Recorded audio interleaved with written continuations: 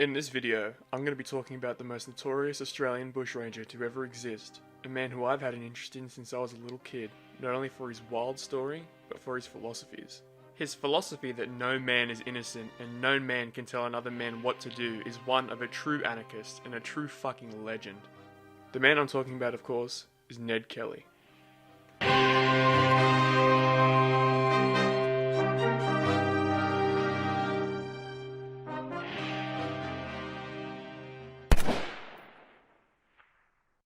Really quick before we start, please excuse the Red Dead Redemption 2 gameplay. I thought it was really fitting for the style of the video and I just needed something to put in the background, so yeah.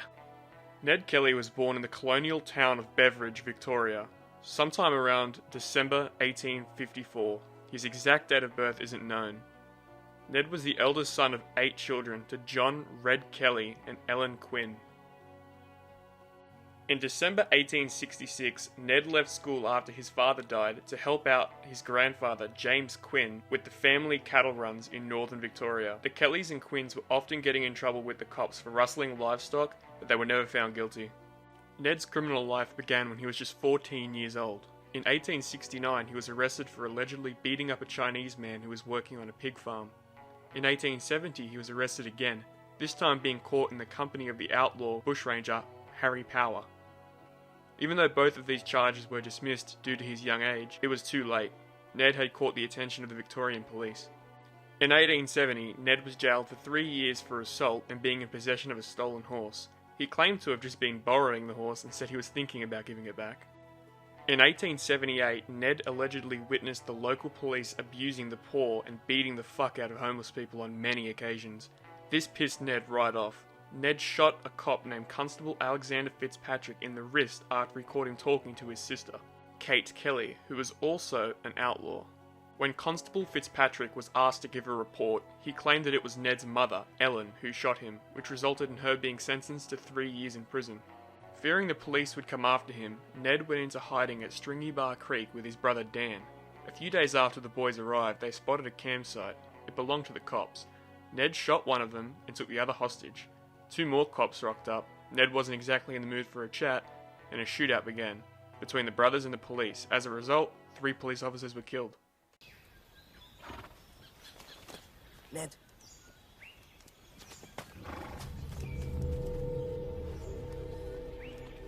Oh, Jesus Christ. Do as I said and no one will get shot.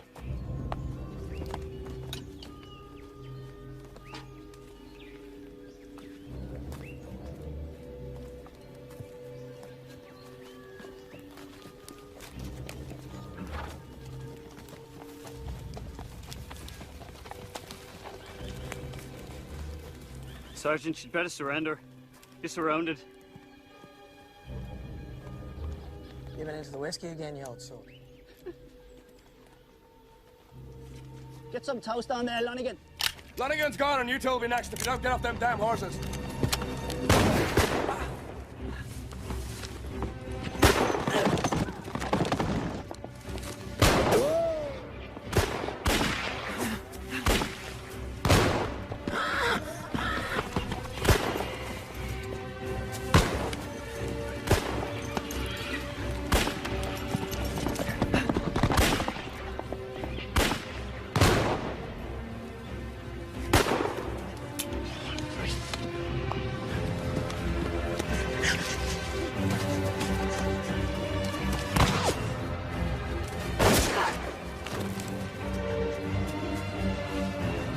Give it up, man, it's over! You can stop running, I won't shoot you, I swear!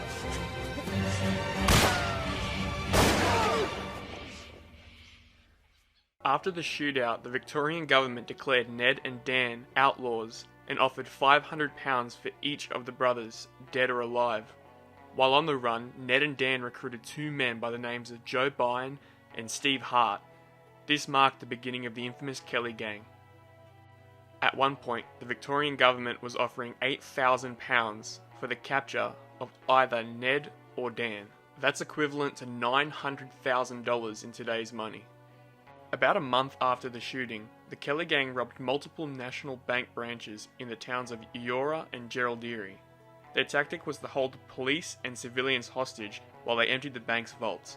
After the bank robbery in Geraldiri, Ned wrote a letter to the newspapers telling his side of the story, including the ill treatment of his family and the Irish Catholic community by police. It was in 1879 when the Kelly gang assembled their infamous suits of armour made from metal plates, which are still on display in museums to this very day. While on the run from the law, the gang befriended a man by the name of Aaron Sherritt.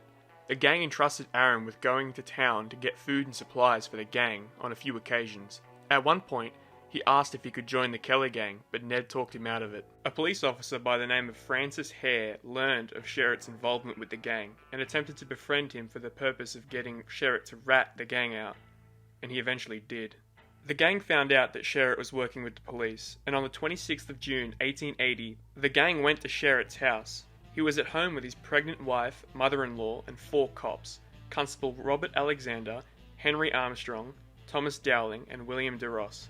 The cops were using Sherritt's residence as a base of operations to watch the neighbour's house, which belonged to the mother of Joe Byrne. Ned knocked on the back door. When Sherritt answered it, Joe Byrne shot him point blank in the neck with a shotgun, instantly killing him. Joe and Ned then held the household captive in the house for 12 hours before they stole horses and retreated back into the bush. After years of successfully eluding the police, in June 1880, the Kelly gang staged a final confrontation with the police at Glenrowan in Victoria. Ned had hoped this confrontation would stir up a rebellion of citizens against what he saw as an unjust and corrupt legal system. The gang took over Glenrowan railway station, but Ned was careful not to damage the telegraph wires, so the station workers could alert the police. The gang moved the railway staff across the road to the Glenrowan Inn, where they also took patrons hostage. Because many were actually Kelly gang sympathisers, the night was spent getting shit-faced on free booze as they waited for the police to arrive.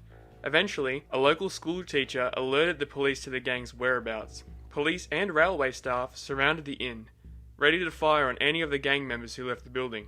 The siege lasted all throughout the night. At midnight, all 4 gang members emerged from the hotel in their suits of armour. The cops opened fire, but once they were done, it was the Kelly gang's turn. Keep your heads down! Down on the floor! They fired at us! They shot it! Keep as low as you can, you hear? Alright, let's give it to them. Hit the lights.